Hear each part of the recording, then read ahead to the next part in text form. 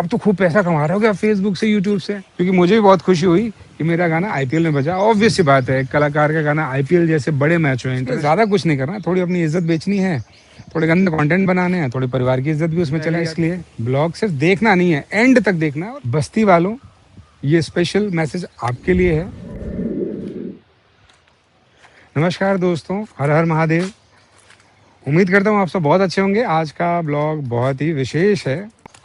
एक कमाल की चीज़ हुई कल आईपीएल में लखनऊ वाली गाना बजा है, जो कि मेरा ही गाना है और वो टी सीरीज पे आया हुआ गाना है। उसकी दो लाइनें आप सबको पता होंगी। कि तमीज से दिलू जब गाली, तमीज से दिलू जब गाली, लगेलू लखनऊ वाली, अखियां बातों हर दुनाली, लगेलू पटना वाली। तो ये गाने मेरे ही हैं। और कल कमाल की बात ये हुई कि आईपीएल मैच में आई थिंक 19वें-20वें ओवर के आसपास ये गाना बजा और लोग खुशी से झूम उठे हैं। पूरे स्टेडियम में बहुत धमाल मचा है इस गाने पे। और ये बात मुझे बताई दुबई से हमारे एक दोस्त, जिन्होंने फ़ोन करके स्पेशली बताया कि बाबू तुम्हारा गाना बजा रहा है आईपीएल में। उसके बाद तो बहुत सारे फ़ोन आए, बट अनफॉर्चुनेटली मुझे वो वीडियो नहीं मिली। अगर आप सब ने भी सुना है वो गाना लखनऊ वाली कल के आईपीएल में कहीं पे भी, या कुछ लोग जो मैच लाइव देख रहे होंगे लखनऊ में बैठ के, अगर उन तक मेरा ये वीडियो पहुंचे तो प्लीज़ उस वीडियो को अपलोड करके मुझे टैग ज़रूर कीजिएगा। मैं उस वीडियो को रीशेयर करूँगा, क्योंकि मुझे भी बहुत खुशी हुई कि मेरा गाना आईपीएल में बजा। ऑब्वियस सी बात है, कलाकार का गाना आईपीएल जैसे बड़े मैच में, इंटरनेशनल मैच में बज रहा है तो खुशी तो होगी। अब आते हैं कमाल की बात, एक और हुई है, कल ही हुई है, कि मेरे एक दोस्त ने कहा कि भैया इतनी मेहनत कर रहे हो, बस्ती के ब्लॉग बना रहे हो, ये वो करो। बस्ती के दोस्त हैं मेरे वो। तो उन्होंने कहा मुझे कि भैया अब तो खूब पैसा कमा रहे हो क्या फेसबुक से, यूट्यूब से? मैंने कहा यार इज्जत कमा रहा हूँ। कहते मतलब? मैंने कहा मतलब ये है कि पैसे कमाना तो बहुत आसान है, बट इज्जत से पैसे कमाना थोड़ा मुश्किल है। कमाने को तो एक्स्ट्रा पैसे मैं भी कमा सकता हूँ, बस उसके लिए ज़्यादा कुछ नहीं करना, थोड़ी अपनी इज्जत बेचनी है, थोड़े गंदे कंटेंट बनाने हैं, थोड़ी परिवार की इज्जत भी उसमें, थोड़ा अपने समाज की भी इज्जत जाती है, भोजपुरिया समाज की भी। गंदा ही तो गाना है, पैसे आ जाएंगे 100-200 मिलियन करके, लेकिन मुझे करना ही नहीं था शुरू से, आज तक तो किया नहीं है। तो मैंने कहा जी मैं पैसे नहीं कमा रहा हूँ, मैं इज्जत कमा रहा हूँ। और इसकी एक बड़ी वजह यह है कि जो लोग आप मुझे पसंद करते हो ना, आप सब के सब, आप सब के पास भी तो इतनी इज्जत है, आप सब खुद इज्जत वाले लोग हो, तो इज्जत वाले लोग तो इज्जत ही देंगे ना। तो मैं इज्जत ही कमा रहा हूँ, तो जिसके पास जो होता है वही देता है। पैसे तो आ ही जाएंगे, आज नहीं तो कल, पैसों की टेंशन नहीं है, क्योंकि मैंने कभी कॉम्प्रोमाइज़ किया ही नहीं कंटेंट क्वालिटी पे, आज तक नहीं किया और आगे भी नहीं करूँगा। और इसीलिए शायद आप लोग मुझसे इतना ज़्यादा प्यार करते हो। हर हर महादेव। तो मेरा एक गाना है, जब ज़्यादा परेशान होता हूँ इन्हीं के दरबार पे आजकल आ जाता हूँ और दो लाइनें अपने मन से गा देता हूँ कि मेरे शंकरा तेरे दर पे खड़ा हूँ, मेरे भोलेनाथ तेरे। क्यों? क्योंकि हम खड़े हैं हमारे गांव के बहुत ही प्राचीन मंदिर बाबा भैंसानाथ। एक इतिहास है इस मंदिर का। आप कभी बस्ती आते हैं तो वाल्टरगंज के करीब, वाल्टरगंज एक मार्केट भी है और रेलवे स्टेशन भी है, गोविंद नगर, उसका बिल्कुल पास है बाबा भैंसानाथ का ये मंदिर। एक बार मंदिर का पैन करके दिखाते हैं हम आपको, आप मंदिर को पहचान जाएंगे, थंबनेल पे भी लगा देंगे, एड्रेस भी दिखा देंगे।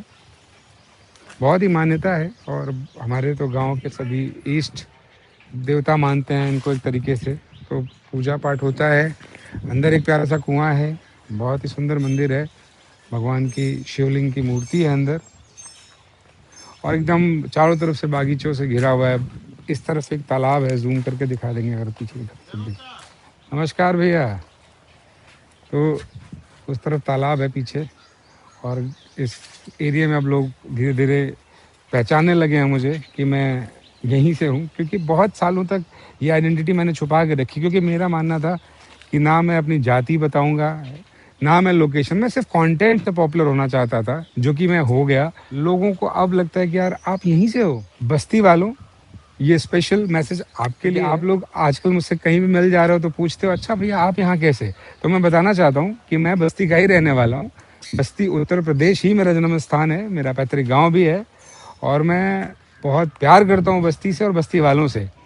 तो ये जो आप बार बार पूछ रहे हो ना आजकल की भैया ये आपन में मिर्चाई लागे गाना आपका ही है, हाँ वो गाना भी मेरा है और मैं बस्ती से हूँ, मैं आपका ही हूँ।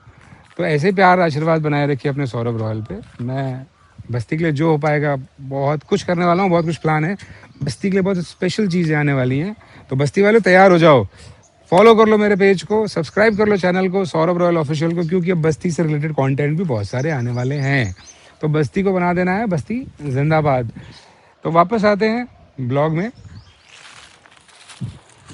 ऐसा लग रहा है कि सी व्यू वाला मामला है ना, अगर हल्का सा कैमरा चीट करके ऐसे ऊपर से दिखाते ना तो ऐसा लगता है किसी नदी के किनारे है। बट एनीवे नदी के किनारे नहीं है। जिस भैंसानाथ मंदिर का जिक्र मैं कर रहा था, उसी मंदिर के बिल्कुल बगल में ये प्यारा सा, वैसे तो हम इसको तालाब बोलते हैं, आप इसको सरोवर कह लीजिए, इसको आप जो कहना है कह लीजिए, बहुत ही खूबसूरत। और आज काफ़ी दिनों बाद मैंने इसमें इतना पानी देखा। जनरली इतना मतलब पानी होता नहीं है। और मुझे याद है बचपन में मैं इसमें नहाया भी हूँ। तो हरकतें तो सारी करी हैं मैंने पागलों वाली, ऐसी बात नहीं है। तो अब तो इसमें जानवर नहाते हैं ज़्यादातर मुझे लगता है। और बच्चे अब तो मोबाइल की दुनिया में खो गए हैं, तो ज़्यादा वक्त बच्चे निकाल नहीं पाते हैं। वरना इसमें तो हमारा बचपन बीता है। गांव अगेन वही गर्मी की छुट्टी वाला जो पिछला ब्लॉग था, उसी ब्लॉग को आप समझ सकते हैं कि उसी ब्लॉग के अंदर ये भी कवर करना था, लेकिन ये थोड़ा गाँव से 1-2 किलोमीटर दूर है ऑलमोस्ट। हाँ मतलब 1 किलोमीटर दूर मान के चलिए। तो खूबसूरत है बहुत, देखने में कितना प्यारा लग रहा है। और अभी तो हवा चल रही है तो लहरें भी इसकी खूबसूरत लग रही हैं। चारों तरफ पेड़ों से घिरा हुआ है, इस तरफ काफ़ी पेड़ है, इधर भी पेड़ है। और ये भी छोटा सा निर्माणाधीन है, अभी कुछ तो बन ही रहा है, इधर भी ये भी बन जाएगा और विशाल हो जाएगा ये मंदिर का पूरा क्षेत्र। बहुत खूबसूरत है। और आज हमारी वापसी होगी, आज ही हमारी ट्रेन है दिल्ली की। तो अगर मुझे मौका मिला तो मैं जाते हुए ट्रेन का ब्लॉग बनाऊंगा, तो वो मेरे हिसाब से तो मेरा फर्स्ट फैमिली ब्लॉग हो जाएगा शायद। बट देखते हैं, कोशिश करते हैं, अगर बन गया तो ठीक है। इंतजार कीजिएगा आप लोग, इस ब्लॉग के बाद वो भी आ सकता है। बच्चा छोटा है, बच्चे को भी रिवील करेंगे। बहुत सारे लोग मैसेज करते हैं कि भैया बाबू को दिखाइए, बाबू को दिखाइए, दिखाएंगे अब बाबू को भी। बाबा भोलेनाथ आपके भी बच्चों को, आपके परिवार को, सबको स्वस्थ रखे, मस्त रखे, यही कामनाएं हैं मेरी। तो हमेशा करता रहता हूँ कामना, और हमेशा करता रहूँगा जब तक मेरा जीवन है। तब तक आप लोगों के लिए जीना है, अब आप लोगों के लिए कंटेंट बनाना है। फुल टाइम दे रहा हूँ मैं, देख ही रहे हैं आप लोग, बहुत मेहनत करता हूँ मैं अपने कंटेंट के ऊपर। गाना भी लिखना होता है, गाना भी होता है, शूट भी प्लान होता है, स्टोरीज भी बनती हैं, अब तो ब्लॉग भी ऐड कर दिया है। बहुत बहुत काम है। अगर आप लोग प्यार नहीं देंगे तो हौसला कम हो जाएगा। इसलिए ब्लॉग सिर्फ देखना नहीं है, एंड तक भी करना है, भरपूर प्यार देना है हर एक चीज़ को। और हर एक जगह, इंस्टाग्राम, फेसबुक, यूट्यूब, सभी जगहों पे आप लोग को बहुत प्यार देना है। ये शर्त है मेरी, उस शर्त नहीं है, मतलब ये रिक्वेस्ट है मेरी। आम का सीज़न आ रहा है ना सुधांशु, मौरा नहीं यार, आम ज़्यादा इस बारी कहाँ दिख रहा है आम। आम दिख क्यों नहीं रहा है इस बारी? कच्चा आम अभी तक तो दिख जाना चाहिए ना, अप्रैल में तो, मार्च अप्रैल में कच्चे आम हो जाते हैं, टिकोरा।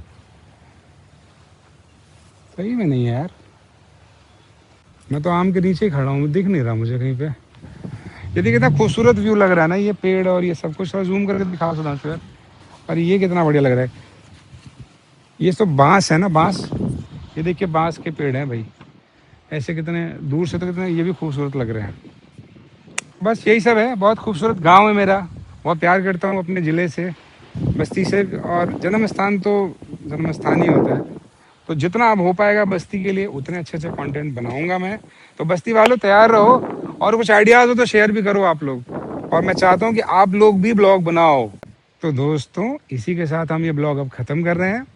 बहुत ही मज़ा आता है आप लोगों से बात करके। जिस दिन नहीं बनाता हूँ ब्लॉग उस दिन मुझे भी अच्छा नहीं लगता है। अब मुझे समझ में आता है कि ब्लॉगर्स लोग हर दिन कैसे ब्लॉग बना लेते हैं, क्योंकि उनको भी अधूरा लगता है। ऐसा लगता है ना कि कैमरे के जरिए मैं एकदम आप डायरेक्ट बात कर रहा हूँ, आप जहाँ से मुझे देख रहे हो उसी सोफे पर मैं बैठा हूँ। तो मुझे भी ऐसा लगता है कि यार मैं वहीं हूँ, आप तक पहुँच गया हूँ, आपके दिलों तक पहुँच गया हूँ। तो ऐसे प्यार बनाए रखिएगा, बहुत सारा प्यार दीजिएगा। बहुत बहुत धन्यवाद। आपका सौरभ रॉयल हमेशा आपके लिए अवेलेबल।